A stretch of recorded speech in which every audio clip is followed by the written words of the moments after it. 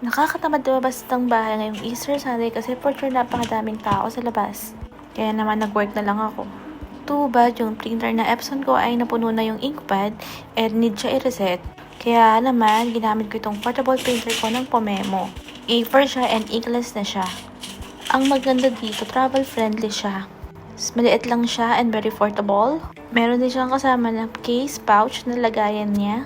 Bluetooth din siya kaya pwede kayong mag-print gamit ang inyong mobile phones. Pwede rin siya sa MacBook. As you see, I'm using MacBook. Pwede rin siya sa Windows, Android, and Apple. Na-try ko na rin siya both Android and Apple. Na-try ko na rin siya sa Windows and it's working. Kung tignan nyo naman, napakadali lang mag-print. Para sa mga freelancer dyan, work from home, pwede itong dalhin sa mga coffee shop para anywhere kung kailangan nyo mag-print, makakapag-print kayo. Sa mga staycation, pwede rin yun siyang dalhin. Less hassle nga ito kasi walang ink. Super friendly din ng app.